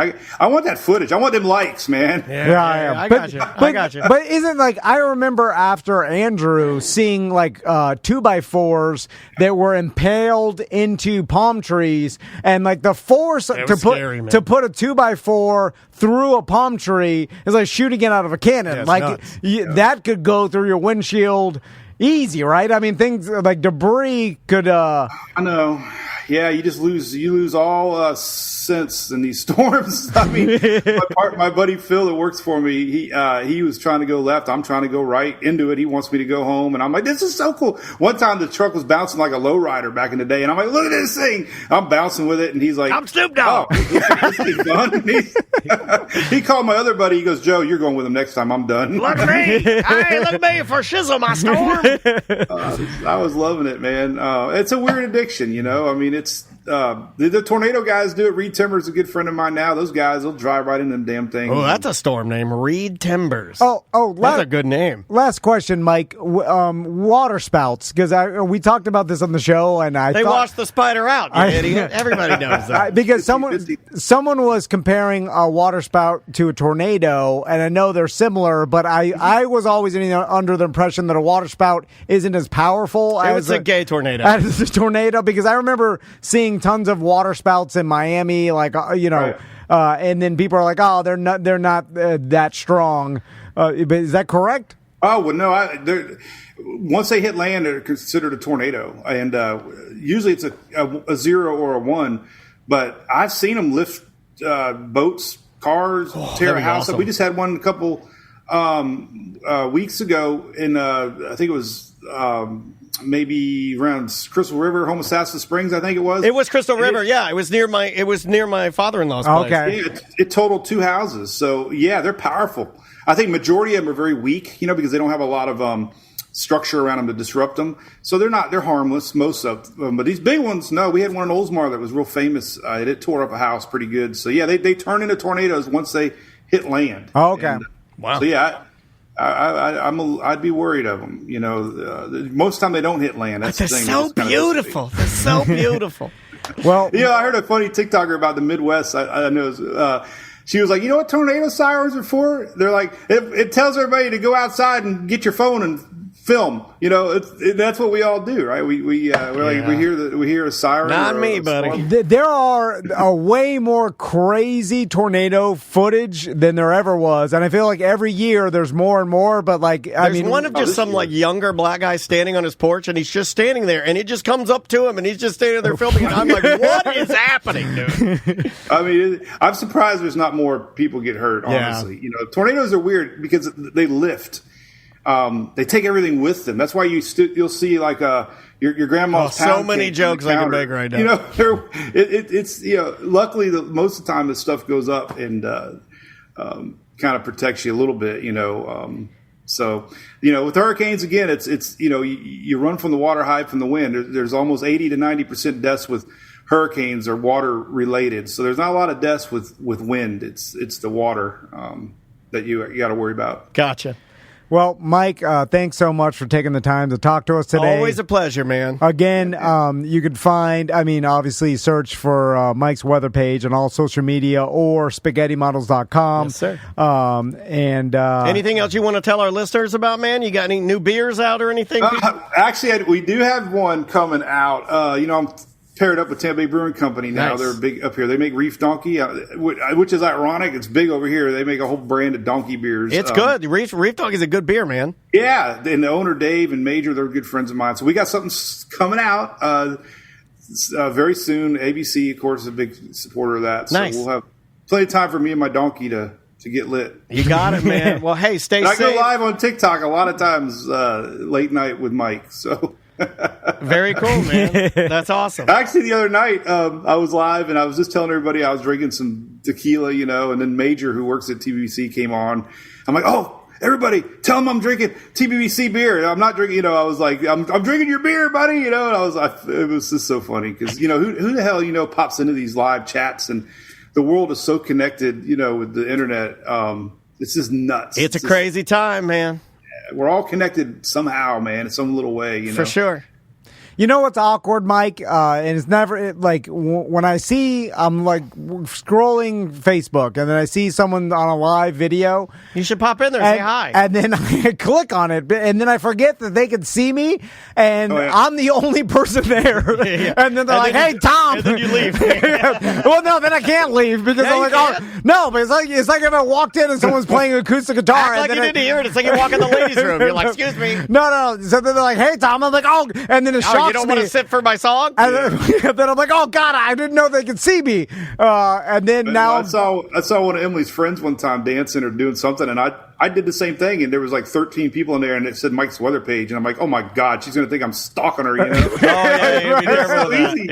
And you thumb scroll, right? And sometimes you hit the heart and the likes. You don't mean to. Sometimes I'm liking my friend's wife's beach photos, and I'm like, I meant to Zoom pinch Zoom, and I liked it. But I'm body positive, and her weight loss journey's been great. Yeah. And it's real bad if you don't like anything or haven't liked anything in months. One bikini. And then one bikini photo of your buddy's wife. Well, you got to keep your options open. Hey, there it is. You got to just throw out the bait a little bit there. Yeah, exactly. You still troll it a little bit. Good seeing you, man. Stay safe out there, and good luck with your storm chasing. Anytime we get stuff coming to Florida, you can give me a ring. I'll be on. All right, buddy. 100%. We'll talk to you soon. All right, dude. See you. Later. See ya. That is Mike from Mike's Weather Page, live from his weather cave. I see Mike all the time, because he's got so many followers. He's got like 1.1 million people on his it's a lot. Facebook when page. He goes live, you'll look up and be like 72,000 people watching. I'm my God. And when there's that amount of humanity, like could you imagine the percentage of trolls? Yeah, but he's constantly... Oh, it's all trolls. It's all just political stuff. Just right up the side, just political. I see him defending things he's said and stuff. Like he's constant because Mike takes it to heart. He's like, hey, I wasn't saying this for this, but I'm like, Mike, you have too much of a following. You can't talk to You'll them. never rationalize with some of these people. They'll nitpick every word you say and then spin it, because I don't even think they're mad or believe it what they're even saying. They're just crazy people yelling politics on his chat, or they just want some sort of response in their chat. So it's like it's almost you have to. Well, that's the wrong one because there's too many people. It rapidly scrolls. Like, you can barely read it. Yeah. The last time I was in there, it was very difficult to read because it's just like just straight messages going. And just the amount of comments he gets, and then I see him struggling with because he'll take them like, hey, he'd take him seriously, and I'm just like, man, if I was him, I would just 100% ignore any negative. But then I guess you're... you could do it, maybe. Maybe he can't.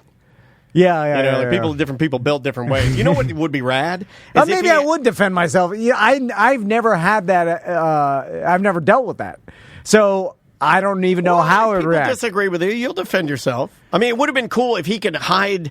What's fascinating to me are these people on these streaming platforms that have completely fake cartoon identities, and they still have millions of followers, but they are nothing more than a movable drawing. Yeah. If he could have accessed something where he were like, let's say, Mr. Weather, and he were just like a generic thing giving you the weather, I wonder if that little bit of anonymity would make it so people would disconnect enough to not put their own personal thing in there.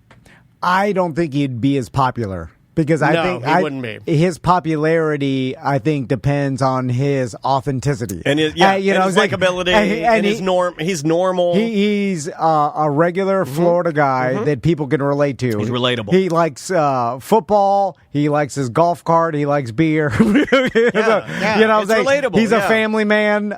He lives in Tampa. It's like he likes baseball, softball with his kids. Good stuff. He's a good guy, and people know, and it's the perfect story for the Florida weather guy. Yeah. It is the perfect story, and I'm sure there's trolls and there's people that want to attack him because where's the young hip kid doing his version of what Mike does, where he's got the truck, it's matte black, or maybe it's a Tesla X that he does his out of. You know what I mean? Like, where's the newer guy? I don't even know. Or do young people care about the weather? You're right. I don't think they do. I don't think they do either. But they care about hurricanes, right? But they're scared of them. Yeah, maybe. Mike's not scared of them. He's fascinated by them. That's different. Yeah. The most kids I know, for the most part, are like, you talk about hurricanes, and they're not like, oh, I want to be a meteorologist. They're more like, what? Yeah, I guess when I was younger, I was, this is weird. I should have been because they killed my father. About him either, dude. It was just like I remember going out. I'd look forward to him because I knew I was going to get off school. Yeah, I'd be hell yeah, we're going to get off school. Yeah, and then also we like go around in hurricanes, seeing what was going on. You're like, even though it was like I remember getting in David Smith's white Volvo after the hurricane and driving around the land to see trees that were down. Yeah. You would do that. You want to do a couple voicemails? Yeah, let's do it. All right, let me dig some of these up here, guys. And if you'd like to leave us a voicemail, the easiest way to do it is through our app. Totally free. All of our content's on there. You just hit the button that says Mediocre Messages, and you can leave us a voicemail message like this one right here. Dan, put some Neosporin on it. I just started listening to the BDM show, Trapped in the Dreams. Trapped in the Dreams? Okay, that kind of works, I guess. But I heard about the dog bite in those first 40 seconds there. Dog bite worse than a cat bite, in my opinion. They both have crap bacteria in their mouths, but I think cats are grosser. This is going 4 months in from the cat bite on my finger. And it's still tender in certain spots. You can go get some antibacterial, medications, antibiotics. You don't want to play around. If it was a puncture, you don't want to play around with that, man. Let me tell you, not fun. And ironically, for my bite, the puncture actually healed faster and better than the sort of scrape slash from the other fang. That's the one that's giving me problems on that side of my finger. So, yeah. Put some Neosporin on that crap. Nope. Not going to do it. I'm fine. Look at that. All good. Yeah. All good. Healed up. It bled for 3 days, and I just kept smushing it together and using the butterfly bandages. And you just keep smushing it together, and eventually it will heal itself up. Also, after a certain amount of time, does the antibacterial whatever, that doesn't matter anymore, right? Don't you have to get it in there quick, right? I have no idea. I always thought you got to get it in there quick. And you could tell the infection, and which I've never seen before, where there's like, if you get a red line traveling towards your heart, that's when you know you're in trouble. My mom used to say that. And then I was like, okay. My mom would be like, get over here. Let me pull your shirt off. Oh, my God, there's a red line going to his heart. Dan, we need to take him to the emergency room. I've never seen a red line going towards anybody's heart in real life. Carrot Top had it on his Instagram the other day. He got bit on his thumb by a scorpion, and he had his shirt off, and he's standing there, and he didn't back off the muscle, and he's just as muscly as he's ever been. And sure enough, he had his shirt off, and he had the red line going up his arm, and I was like, oh, I've never seen that before. But I did see it. And but I get it from a scorpion because I believe that is venom, and that would be the red line. I think that's what you get it from. I don't think you get it from the red line's infection. The venom, I don't think you could see traveling. Look, I'm just telling you what I saw. You sure it wasn't a prop? It wasn't. No, he was talking about his house. And I wish I could pull it up quickly, but you can't pull anything up quickly these days because everything's got like pop-up blockers and you got to go through this. But yeah, he said he was moving around stuff in his house, and he hadn't been there for a minute, and a scorpion bit him on the thumb, and then it crawled up his arm. All right, let's take a break. We'll be right back with more Corporate Time. Welcome to another A Corporate Time with Tom and Dan. I'm Dan. I'm Tom. So before we start, I don't even want to throw this on you last second. I like that. I just realized we need a new Weird Job intro song. Okay. But let's name it this. Weird Job with Hot Lips. Weird Job with Hot Lips? Yeah. And you want me to write that? General will love that. And you want me to write that right now? Yeah, just say Weird Job with Hot Lips.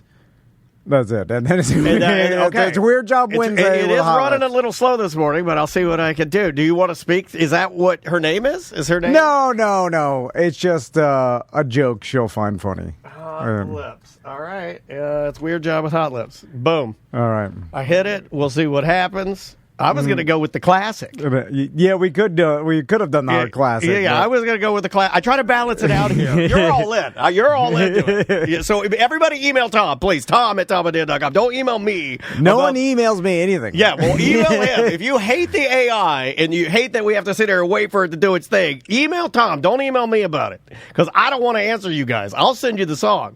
All right, I got the Hot Lip song going. Okay, all right. Here we go. See what we got. It's a weird job with hot lips. Yeah, it's a weird job with hot lips.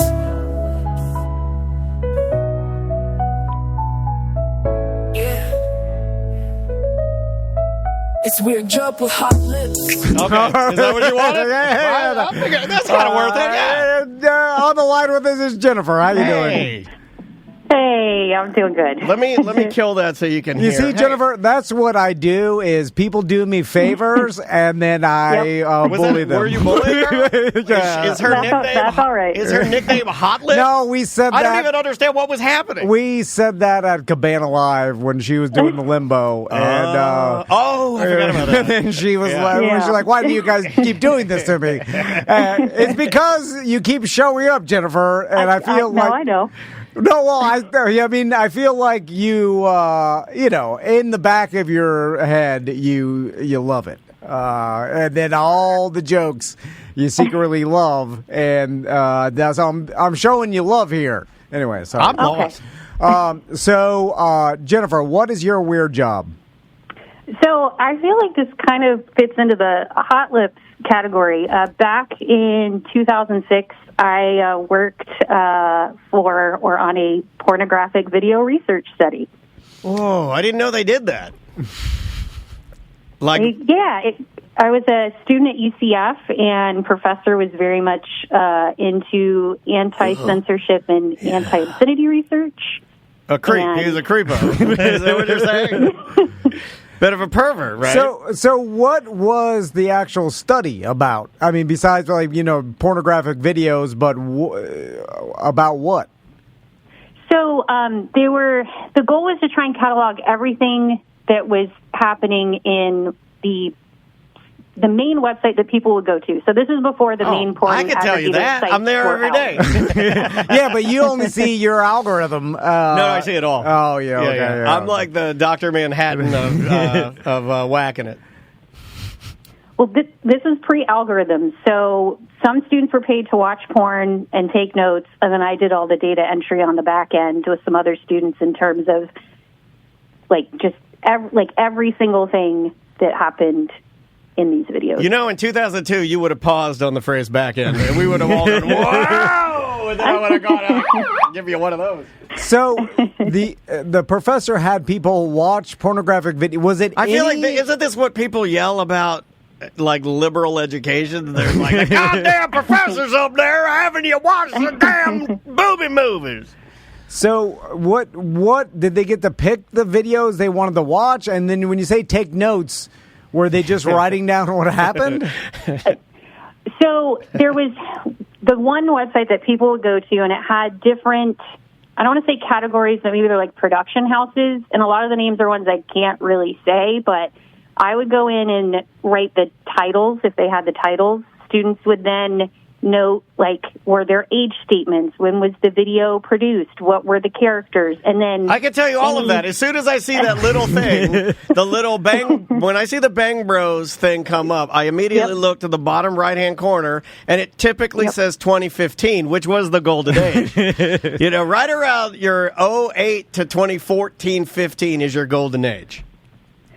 This is like 03, 04, 05. Yeah. Okay. This is good. This is good times. So when you say characters, there's a lot of adult films that have no characters. Those are called gonzo.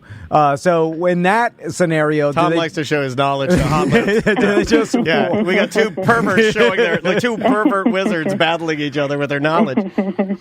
So was it only like movies, feature porno movies, or I gotta have was the anything? whole. I gotta have the whole thing. I always look for the fattest, the biggest clips. I don't like a 47 seconds. I don't like 2.5 minutes. I don't like 4 minutes. I go 8 minutes and above.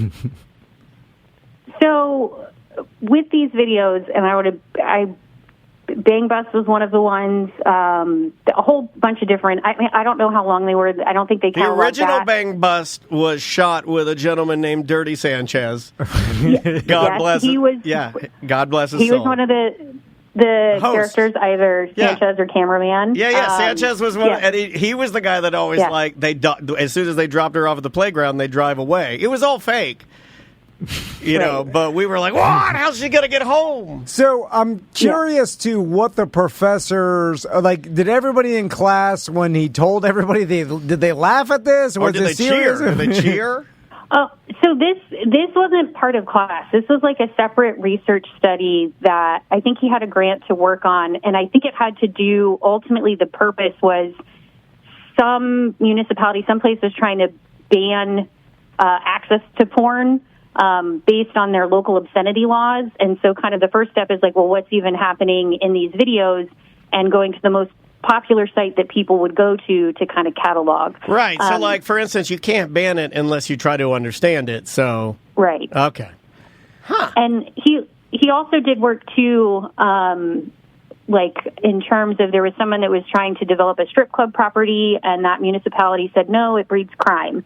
So he was hired as a person to do research about crime statistics around strip clubs, and then around like your average Walmart, which was in this community, and then served as a witness to say there's more crime in Walmarts than strip clubs. You kind of can't ban. So that's kind of the type of work that he would do. But two of my favorite places. Honestly, if you named, there's only one more, and if you can name it, you win the biggest prize we have. There's definitely more crime in Walmart. Absolutely, yeah. If you're looking for the final thing, hot lips, the three things are Walmart, strip clubs, and Bojangles fried chicken. Those are my three favorite things. So now, did he tell the students we need volunteers for this? We need people that are going to laugh and take it seriously. So I was also a teaching assistant or a TA for this professor. So he was very respectful. I don't think female students were asked or offered to watch videos. It was only doing data entry, and said, hey, it's a sensitive project or sensitive material. Is this something that you'd be interested in? It's a paid position. Well, hold on a second. That's not fair, because you're only getting the male perspective. If the guys are the only guys watching the videos, and you guys are the girls doing the data entry, that sounds awfully Mad Men to me. Shouldn't you guys be watching some videos too, and some guys doing some data entry, so we get both sides of the coin represented? 2003 is a different time. It was a different time. You're right. I still like Kanye. He was awesome. Well, I think for the most part, it was very, did this happen, yes or no? Did this person have an orgasm, yes or no?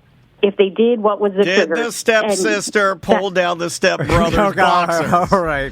Did the dad help the stepsister with her homework? Did the mom hide under the table during Thanksgiving of all time? I like your data entry. Dirty Sanchez is driving a white van down the streets of Miami. Then sees a hitchhiker by a school. and then picks the hitchhiker up. She is not afraid for some reason. which is odd because the van has one seat and a blanket on the floor. And people's signatures and just all kinds of writing on the wall. Yeah. Now, how long did this study take? It was like a semester. As long as it takes. I think I made like $800 that semester, like $10 an hour. So, what the ultimate results were, I have no idea. I just did the data entry, sent the files off to the professor. He did everything else. So, where is he now? He's definitely retired. He's definitely older. So, yeah, I'm not sure. So interesting. It's interesting. I wonder how you get grants because that's it seems like especially for something like this. Dude, that could be our newest scam. What if we got grants to watch pornos? Dude, there's a whole like sub business of like just filing for grants. There's free money out there. You should be filing for grants everywhere. Want to go back to school? There's money. Want to watch porno? There's money. You know that guy. Yeah. And because like who approves that? Just some government worker? Barack Obama.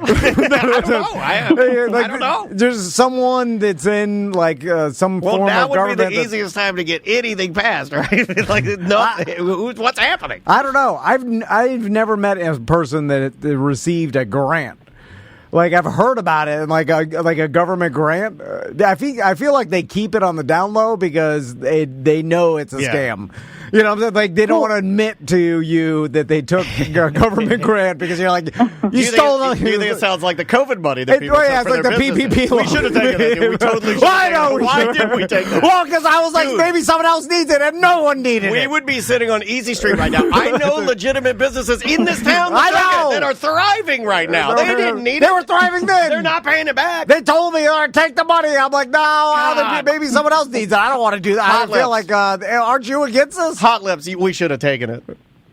Yeah, you should have taken it. We should have taken it. But I felt bad because I was like, people are dying. They need this money. No, well, I was like, our company's not doing that bad. We're still afloat. Well, we've never done that good, so you can't do that. Right? I was like, well, we're not going to go out of business, so we shouldn't take the money. And then everybody took it. BDM Emily in our chat room says, I just got one, and I'm working on another one. I got a grant for school. EJ got a grant. Well, for what? I don't know. You just apply for it, and the government gives you money for. I don't know. Guys, tell me what your grants are. Yeah. I do kind of think maybe my wife got a grant for something, but I didn't want to say it because I don't want to. Yeah, you don't want to tell them. Again, it's a PPP. It's a PPP. It does feel that way. There was a time when Andrea had so many scholarships to school that scholarships are different. But we were going out to dinner and using her money. Like she had money to burn, dude. What do you want? I go. You want to go shopping? Yeah. She was buying me pairs of Vans at surf shops, and she just had school money, and it was school money, and she's like, I don't need it. And she's just buying me gifts. She wooed me. She took me to a surf shop, and she dressed me like a little doll man with her monies, and she charmed me like a modern day pretty woman. Jennifer, when you were doing this job back in 2003, did you get horny? No. No, I was going to. Well, you did pause. You did pause for her to answer the question. So that makes you part of the. You're half perfect. Well, I wanted to see what she said. You're half perfect. But you were she actually had to get home to that sweet, sweet ticking clock. You were transcribing like what the notes these gentlemen took down, right? Yeah, correct. Yeah. What's the grossest thing? Were there any things that were way too far? Yeah. You're like, was it like the one where it's like, guy asked stepdaughter to pretend she's racist and spit in his mouth? So it's funny that you asked that because I have the same emails from back then. So I have some of the files that I emailed and I looked at them. You put them on your home computer. Lock her up. Lock her up. You got it on your home computer. They're my email. Anyway, but one of the things there's certain subjective things that they ask about, like, did someone like something or not like something? And one of the things that I noted was that made me chuckle and also think, it was, you guys say it was golden age of porn. I don't know. But that one individual put a firecracker in the female's BH and then she swatted it away. So I'll have to find that video. Now I have to find the Grail. I've never heard it. Yeah. You found the one that Tom and you found entry zero at the beginning of the internet. I mean, that's good for 4th of July. It's all ties in. Goddamn Hot Lips, you got the goods. That ties right in. Yeah. Would you like to work for our show? That ties right in. Hell of a producer. We were looking for a 4th of July weird job. This is perfect. I'm going to print that on a there shirt. you go. Get Merchman to put that on a shirt. Hawk Tua, blow up that thing. Do you think the transcription job or business is? I mean, it's done now with so many. I use a business every day that's free, and it's amazing. Yeah. It just feels like a human. And Apple does it for free for all podcasts now. Yeah, like there will be no human transcribing notes with someone else, right? Because the AI can do it. Because you mean, probably, yeah. Yeah, I'm not an expert in transcription, though. Yeah, I know, but that's like an easy one. There used to be a lot of transcription jobs, right? Yeah. There were people paid to transcribe things in lawyers' offices and like whatever. And you're making notes. all of them sad right now. I think it's been phasing out for a while because they've been using software for quite some time. Yeah, in fact, we have a lot of people that do that because they work in that paralegal universe, and they've been mentioning it to me via email for quite some time. So, Jennifer, what do you do now? Just curious.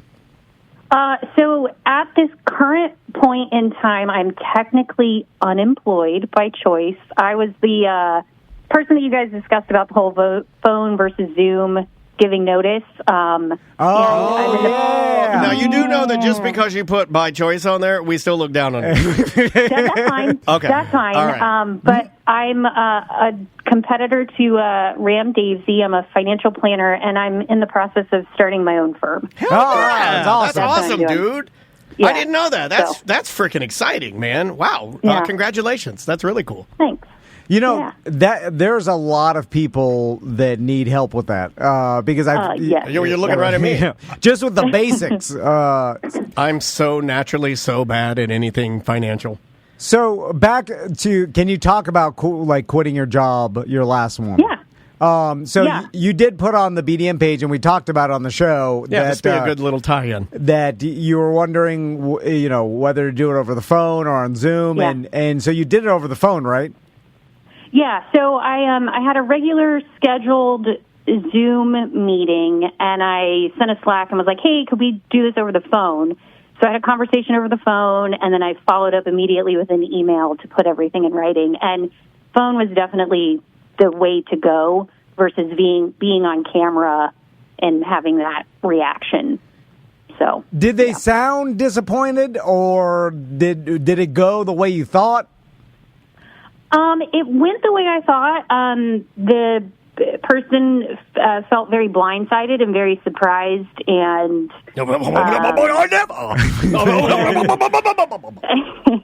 and was kind of like, well, maybe we can figure out a way to change your job responsibilities so you can stay. And I said, that's not what I want to do. I'll let you watch. I'll let you watch all the porno you got.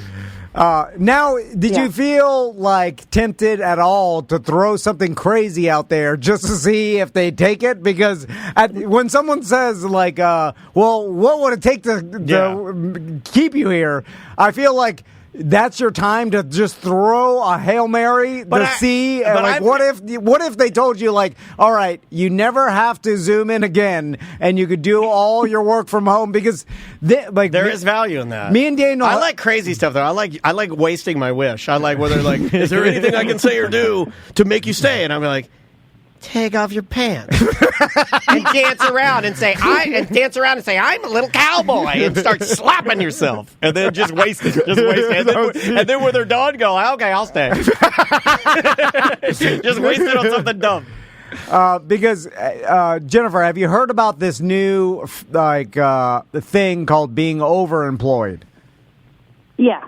That's what we were going to talk to Lisa about today. Yeah. I know. That's but she's overemployed. She couldn't make it. She's overemployed. And we'll eventually do, like, we were going to have another weird job who is overemployed. And I know a buddy of mine was talking about this because he works remotely. And he's like, man, I think I could fit in 2 full-time jobs remotely because you could just work it into your schedule. I've always thought Andrea secretly wanted to do this because she's capable of doing that. Yeah. And then I get distracted too easily with porno. So the weird thing is, though, because of, and I bet the law hasn't even caught up with current times, but if you work 2 full-time jobs, is that somehow like I guess only one company is responsible for paying you overtime, so who cares if you have 2? Yeah, that's your own business. Yeah, I think it is. So like there's nothing. It might depend contractually. Once you sign some sort of a contract, there might be some verbiage in there that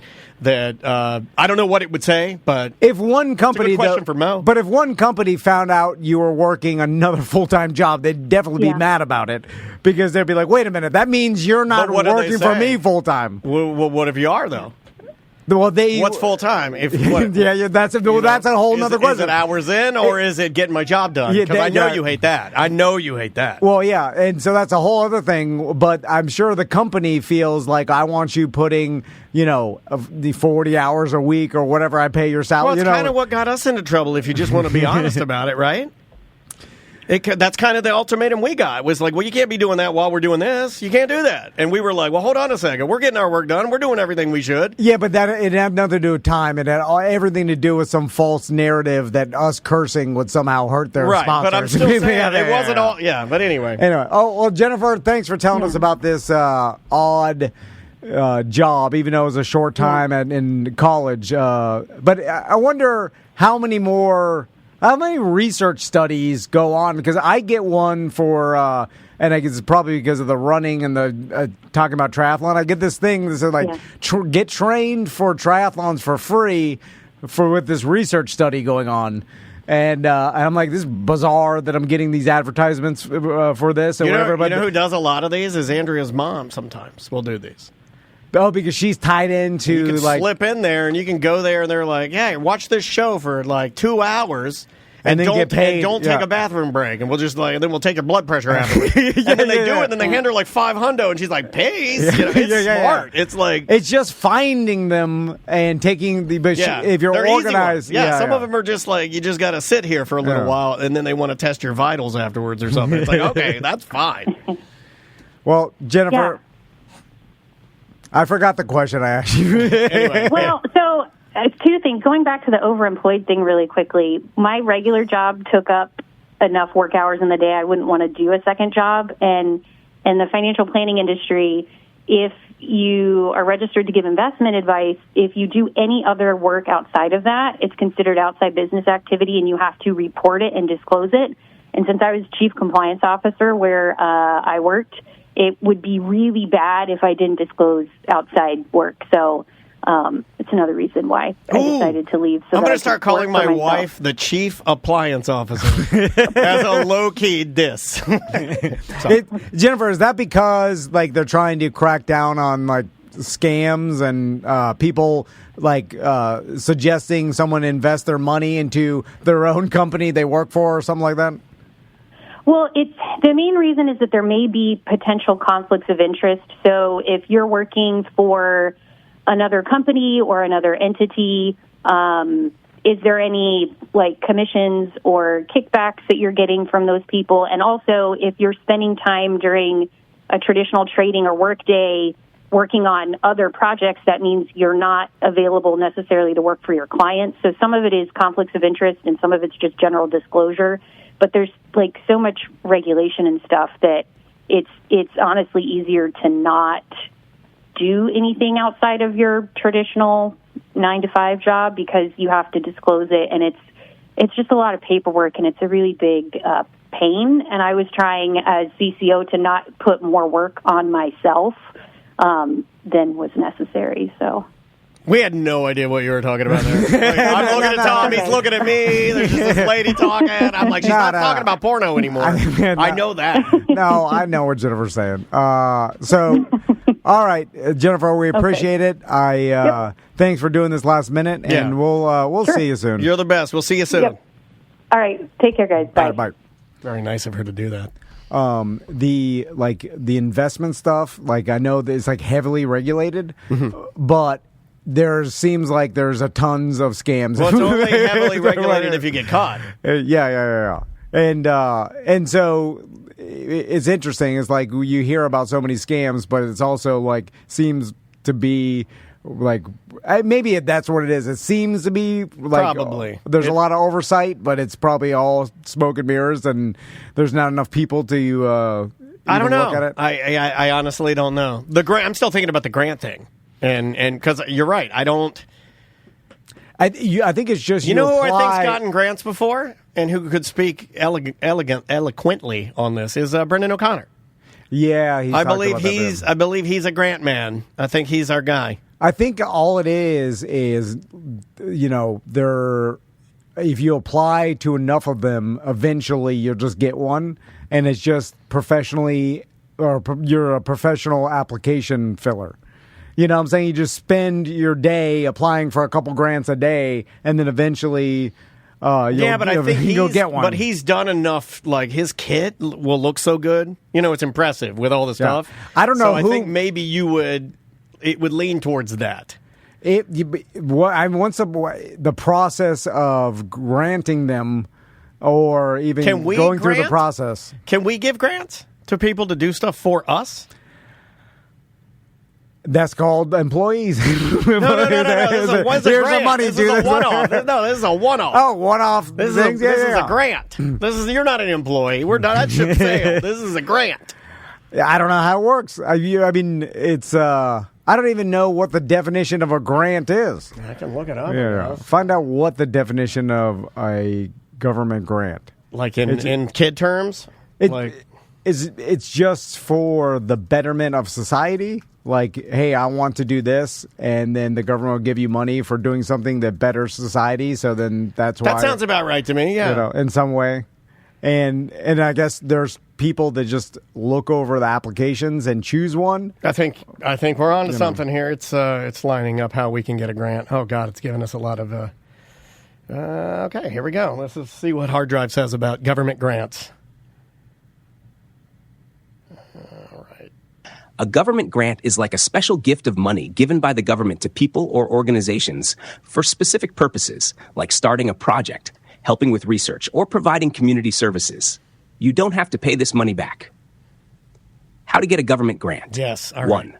Find a grant. Look for grants that match what you need. There are websites like grants.gov where you can search for them. Grants.gov. 2. Read the rules. Each grant has its own set of rules and requirements. We're not good with rules. Make sure you understand what you need to do to be eligible. Okay. 3. Prepare your application. I can do this. I'll do the Gather application. all the information needed. This might include details about your project, budget, and why you need the money. That's you. 4. Submit your application. I can do that. Follow the instructions to send in your application. This is usually done online. Easy. 5. Wait for a response. We can do that. After submitting, you have to wait for the government to review your application and forever. decide if you will get the grant. Number 6, use the money wisely. If you get the grant, make sure you use the money for the specific purpose you mentioned in your application. No! You might also need to report back on how you used it. That's it. Think of it as asking for a big helping hand to do something important, and the government deciding if they can give you that help. Oh, I love it. He's so positive about it, man. Hard Drive's got the goods, dude. We're going to be rich. So I'm going to get us a grant.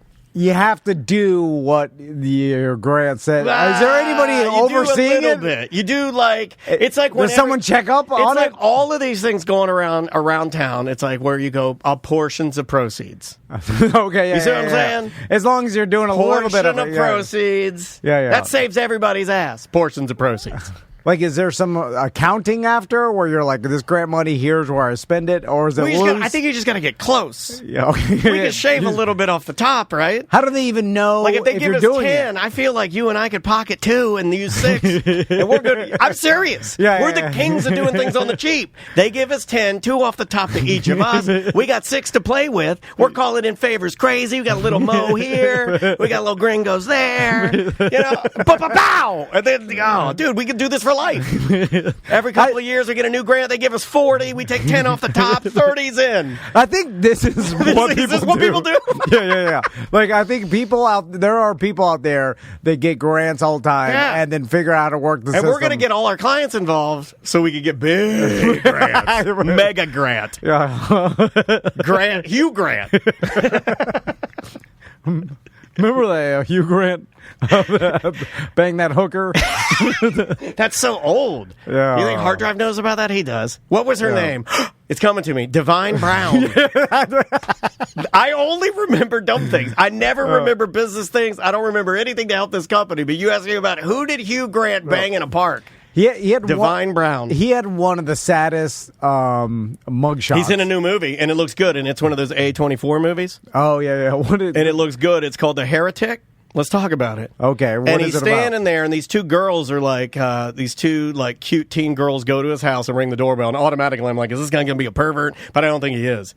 I think he's a God guy. And they ring the doorbell, and they're two like missionaries, you know, coming to like, hey, would you like for us to tell you about our Lord and Savior Jesus Christ? And he's like, oh yes, come in. So they come in, and then all of a sudden, and they show this in the trailer. I'm not ruining anything. It's like, kabam! There's 2 doors. One says good, one says evil, and these girls have to choose their doors, and they go down these slides. And it's like he's created this house of nightmares. Okay, all right. Pretty good. Looks pretty good. It looks pretty good. What, there's A24 I wonder if Divine movies. Brown will watch that movie. Do you think she will? Is she still alive? Is that who he banged? Was it Divine Brown? Yeah, that sounds right. All right, well, hold on. We got to take a break. We'll be right back with more Corporate Time.